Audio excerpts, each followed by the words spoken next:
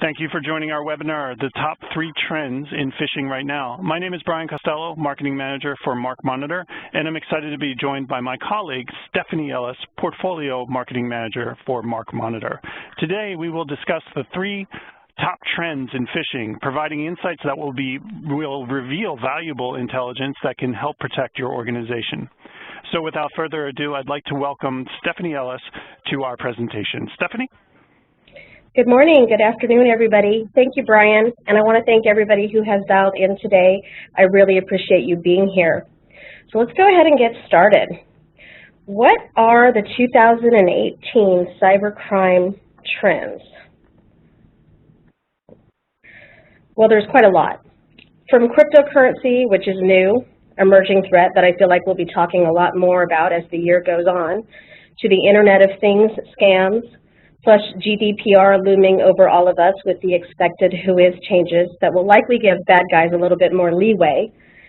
And then way back to the tried and true classic fish, smishing and vishing. But today we're focusing on 3 prevalent trends that we really feel are most egregiously targeting our branded customers. So most commonly seen today, we're seeing a lot of SSL certs used in phishing. We'll talk about that.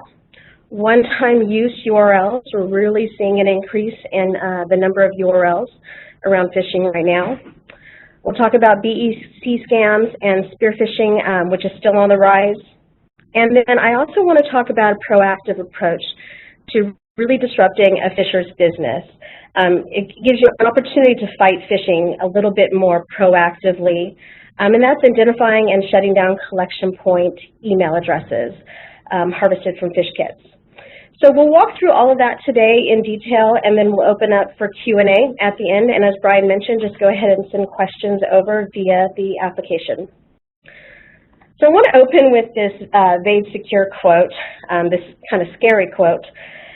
You know, really knowing who the enemy is and how they plan to get in is really going to help you set up a good defense. So understanding the impact and understanding what's coming down the pike, I think, is incredibly important so that you can be prepared. So let's start with SSL certs used in phishing. First, we'll cover some basics. I just want to make sure we're all on a level playing field here. So SSL or TLS certs encrypts the communication between a web server and a browser, allowing communications with the website to remain private and protect the user information. Their use is really an industry standard. All SSL or TLS certs are purchased through a certificate authority, often abbreviated as CA. And again, I apologize for those of you who know this. I'm just going over the basics to make sure we all are on the same page. There's really 3 basic types of certs. The most basic level is a domain validation cert, or DV as they are called.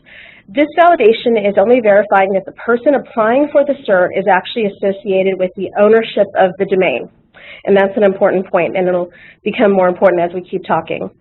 OV confirms, or that's organizational verification or validation alert, confirms that the domain name is associated with the organization. And then to take that a step further, an EV alert is really the gold standard for e-commerce and financial entities, because the certificate authority does extensive validation due to the nature of those businesses. So what's really the problem here in terms of phishing? Well, consumers don't really seem to understand that the padlock or the word secure in their address bar doesn't mean that their data isn't completely safe. I can understand that, and to be honest, because I didn't know that for a long time either, it wasn't until I learned that encryption is with the site and the user. But if the site owner is a bad guy, then you're still giving your information away. So just look at this really informal poll that I took among my non-industry friends.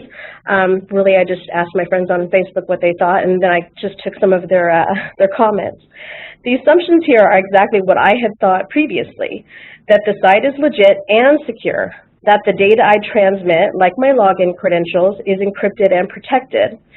And this one, that only legitimate organizations can purchase an SSL cert. Obviously, that's completely false. And if only that were true, because then we wouldn't have the problems that we're having today. SSL certs do not protect against phishing, when phishers can simply register a domain and apply for a short-term domain validation cert for free. The DV certs only verify that the applicant is related to the domain ownership. So every consumer out there who is transacting online and believes in the false assumptions from the previous slide would assume that the phishing site they landed on is secure and legitimate. So just look at this stat I have on the slide. Zscaler estimates that 74% of the SSL traffic that they are blocking is using DV certs. Again, short-term certs that can be given for free with only the validation that the person who applied for it actually owns the domain registered. So let me pull up some stats. I had our security operations team pull some detection stats for me. In the previous 12 months, we've seen a 260% increase on validated phishing sites with an SSL cert. So keep that in mind. These are validated phishing site numbers where we have found SSL certs. You can see by the trend line, the number is simply growing over time. In order to detect and mitigate these types of phish, we added a detection feed last year focused on the identification of new SSL or TLS cert registrations.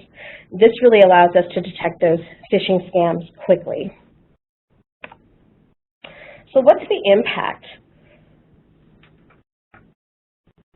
I think increased monetary losses, for sure.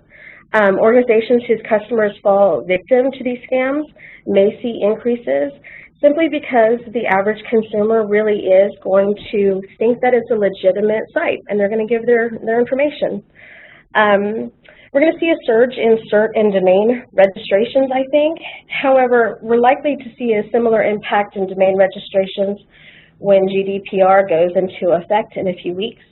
So measuring that in relation to SSL certs alone, used in phishing only, may be a little bit of a challenge. By the way, I should mention, if you're not briefed on the impact GDPR is going to have on WHOIS, I would definitely recommend you download a couple recent webinars we've given on this topic by Staten Hammock, our resident GDPR expert, plus VP of Global Policy and Industry Development. That would be beneficial. And then the last impact I really see here is as this becomes more widespread, we're definitely going to see awareness grow, and that's a good and bad thing. We might see some consumers that aren't trusting or are distrustful of SSL or TLS certs, but generally more awareness is going to be a good thing so that they can really understand that consumer data protection is in the hands of each and every consumer. So all the branded organizations can do everything they can to protect the information, protect their customers, etc. But at the end of the day, it's the consumer awareness, it's the consumer understanding what they're giving away and where they're giving it that's really going to make the biggest impact. So that was really SSL certs. The next trend I wanted to talk about that we're really seeing in abundance right now are one-time use URLs in phishing. So it's really just a clever way for phishers to spawn multiple unique URLs that are really intended for one recipient. The intention is to basically circumnavigate blocking mechanisms that may have prevented the consumer from accessing a previously reported phishing site. Or to say that in another way, if a consumer clicks on a phishing site and it's already been reported for blocking, then they're just going to get a block, and they're not going to be able to see the site. But if each user is getting a unique URL, then not all of those has been blocked, so they will still access the site. So look at these examples. There are 3 domains here, and all 3 are legitimate registrations, but they have essentially been hacked to host phishing content. The text in red is the randomly generated part of the URL for each unique version of this phishing site. So you can see it's just a combination of numbers and letters. It's automatically generated.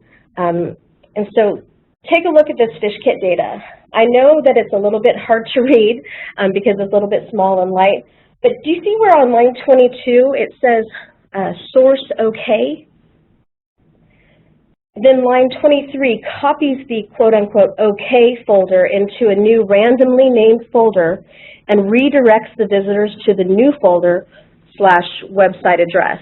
This is how that automation works. So it's just automatically generating a completely new URL for each user every time they go to that root phishing site. So when I first heard about this, my biggest concern was how this would affect mitigation and compliance rates. But really, it's not as much of a challenge as I had initially thought. Since the root phishing site generates a new URL, providing proof to the hosting ISP hasn't been that much of a challenge. I mean, there might be a little bit more explanation needed when you're talking to an ISP, but it's fairly easy, as I just explained to you on the previous slide, to show where that content is being generated in the fish kit and explain that to an ISP. So it really actually shouldn't affect compliance that much. I did pull some MarkMonitor stats for this as well. We enforce at the source folder, and that knocks out all the unique URLs. So clustering like this can really reduce the time and the effort spent on shutdowns, but we do still log each unique URL for broadcasting out for consumer blocking.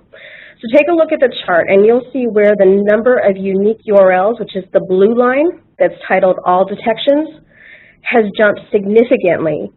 But the unique domain names, which is the red line along the bottom there, has basically stayed flat in relation. That just means that we're seeing the same number of domains used, whether they're hacked or new or newly registered domains, but we're seeing a huge increase in the number of unique URLs associated with those domains.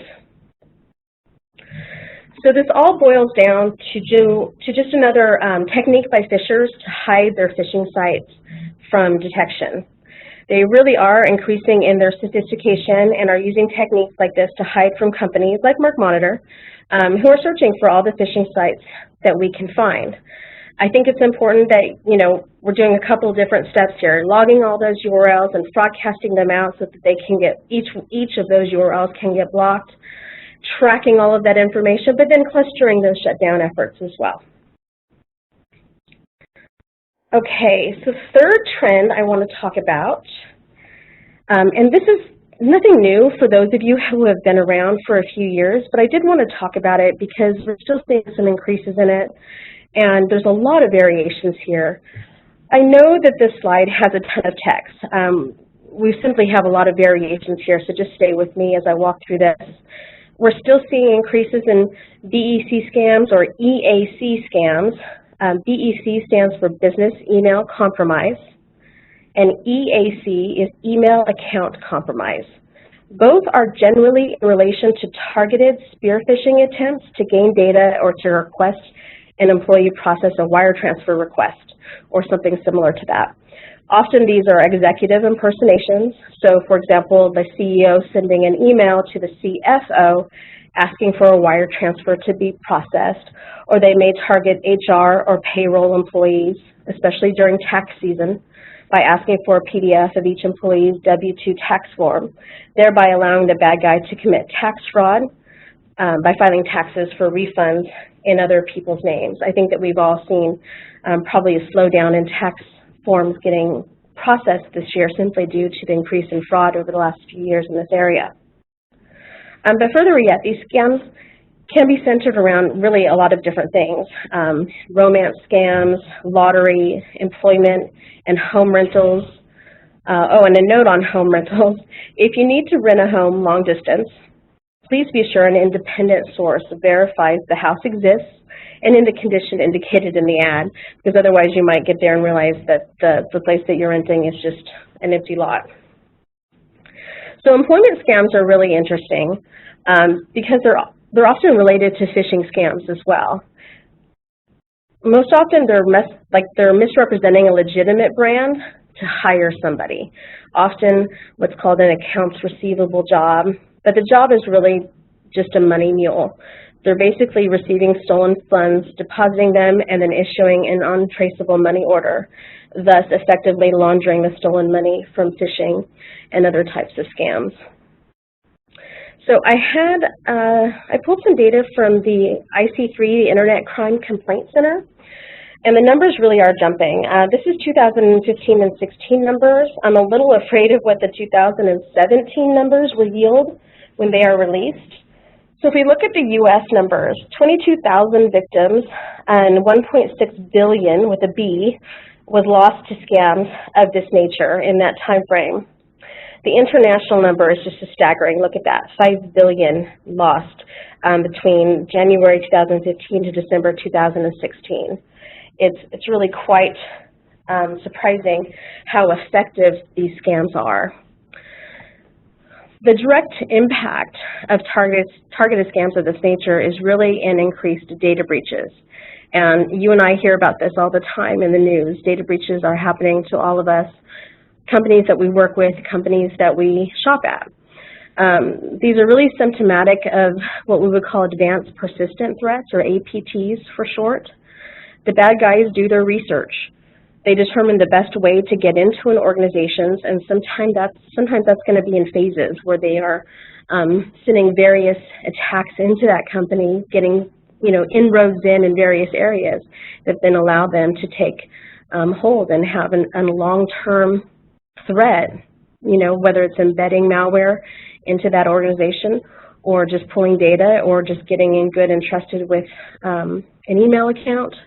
There's various ways it can happen. The best way to really combat this type of scam for organizations is in employee education and awareness, plus early indication of likely scammy domain registrations in an effort to block, or hopefully, and what I would recommend, to reroute any of emails coming in from those domains from going to the intended employee.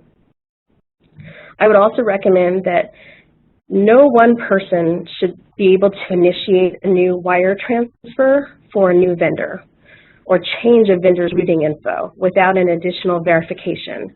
I've just talked to a few customers this week that had a massive invoice scam happen, and a lot of money was lost that could have been prevented if they had additional checks and balances that prevented one person from changing the invoicing or payment information from just one email. If there was an additional check on that, they would have saved literally millions of dollars. There has to be an element of skepticism used in email. Simply getting in the habit of hitting forward and typing in the person's legitimate email address or pulling it from the company directory instead of hitting reply can really reduce the effectiveness of these types of scams. And I know you guys have heard this before. It's still happening and the numbers are still going up, so I just want to again focus on awareness and making sure we're educating both consumers and employees for these types of attacks. So then the last area here I really wanted to talk about was how we can be more proactive. It's really going after collection point email addresses found in phishing kits. So I think first we need to talk a little bit about phishing kits. How they're harvested.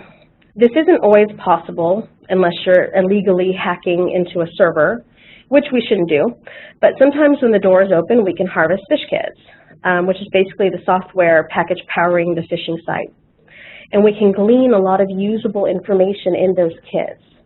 By fingerprinting the kit, we can essentially cluster the kit with other related kits, thus creating what we call phish kit families. Measuring phish kit families can be an indication of how heavily a brand is being targeted at any given time. The phish kit also yields the collection point email address. This is the address where the stolen credentials submitted into the phishing site are being sent externally, which is generally to an email account. So if you look at the example on the slide, you can see in the middle there is a Gmail address. Obviously, it's been obfuscated, but that's the address that the credentials are going to in this kit. And if you look at this other example, on line 29 contains the email address, which again I've obfuscated, and line 34 calls the mail function to send the collected info to the phisher. Then line 37 redirects the visitor to the legitimate site in hopes that they will never notice that they just submitted their credentials to a phishing site. And again, I know this is probably a little bit hard to read, but hopefully you can see that okay. So why is this even helpful? We recommend taking action on these collection point email addresses shutting them down can really reduce the risk of consumer exposure, even if they did submit their credentials. So what I'm saying is, if you can identify the collection point email address and then take action and shut that down before the phisher has harvested those credentials, then you're basically protecting the consumer even after they have submitted their credentials. Plus, for me, I like the idea of disrupting that phisher's business. Some of them use the same email addresses over and over, as indicated in this screenshot from our online portal. You can see about halfway down, we can see the same Yandex email address was used in 6 kits targeting this specific customer, and then in 20 kits targeting other organizations in the same industry. So being able to kind of take down those email addresses is really going to impact that phisher and the credentials that they're harvesting so that they can then sell. So that is basically it on collection points. I'm sure there's probably going to be some questions on that. So I've really talked a lot about these trends. Let's summarize this a little bit and then maybe pull together some takeaways, and then we'll open for questions after that. SSL certs can be misused. They shouldn't be seen as a safety blanket. This can be confusing to consumers and can increase losses. Let's see, one-time use URLs are extremely prevalent right now. It's causing inflated detection volumes, but enforcement is largely going to be the same on that, so it's not going to impact compliance at all. And the same with SSL certs, it's not going to impact compliance. DEC scams are likely here to stay. They are just too lucrative to go away. I don't see them going away anytime soon. So it's going to be important to train employees, change your internal protocols for processing sensitive data or money transfers, and keep an early eye on new domains that are confusingly similar with your own brands. And then last, let's be more proactive. Make sure you are pushing back on the phishers and impacting their bottom line as well. This makes your organization a harder target, and it really is a proactive way to do more than just whack-a-mole in terms of shutting down what's out there in the phishing activity.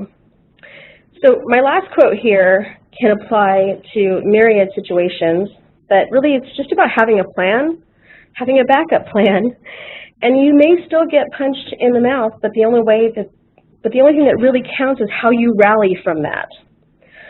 So on that note, Brian, I want to throw it back to you. Did we have any questions come in? Thank you, Stephanie. Great presentation. As promised, we will take the next 5 to 10 minutes to answer your questions. If you have a question for Stephanie, please type your questions into the chat or Q&A modules in the WebEx platform. You'll find them in the top right-hand corner of the WebEx player. Also, be reminded, if we do not get to your question today, we will follow up with you after the Q&A session. So, without further ado, Stephanie, our first question is, can you clarify how you harvest the collection point emails? Yeah, sure, of course. So really, it's just in the matter of how we're harvesting the fish kits themselves. So like I said, we can't always harvest the fish kits. They're not always available, and we're not going to hack into a server.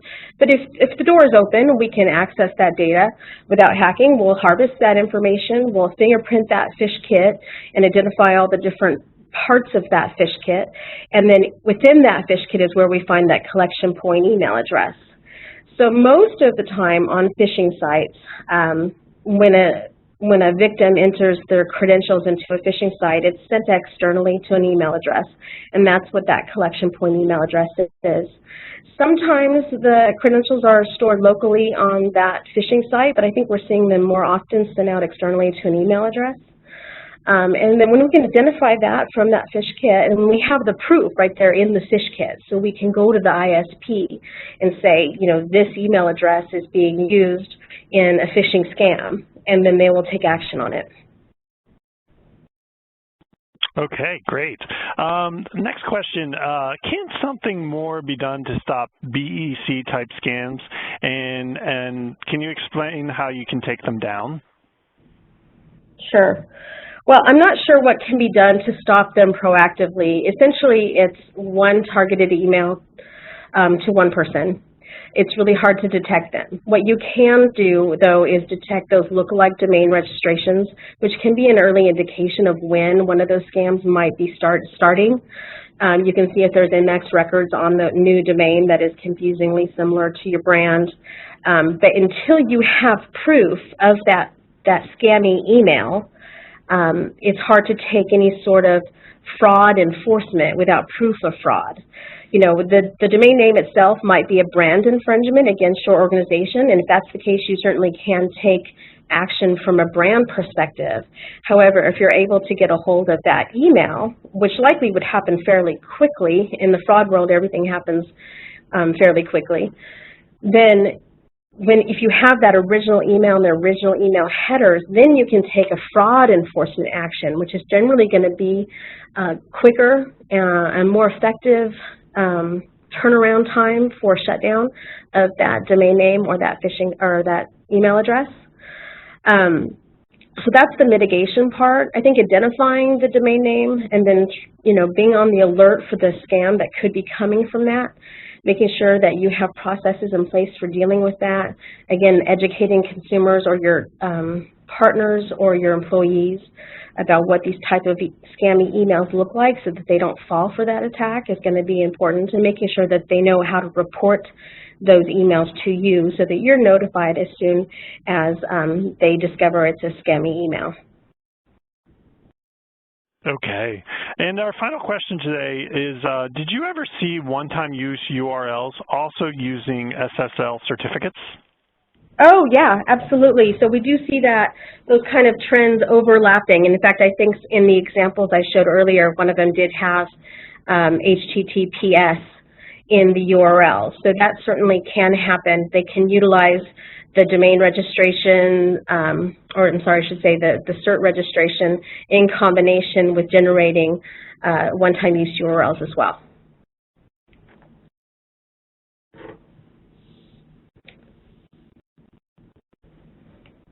Okay, great. So thank you so much, Stefanie, and thank you to everyone who's attended our webinar, The Top 3 Trends in Phishing Right Now. We encourage you to take a few minutes to complete our brief survey, which will automatically appear as you exit the webinar. You will receive a link to the recording and the slide presentation today within 48 hours of the end of this broadcast. On behalf of MarkMonitor, we thank you for attending. Great presentation, Stefanie. And have a great day, everyone. Our presentation is now complete.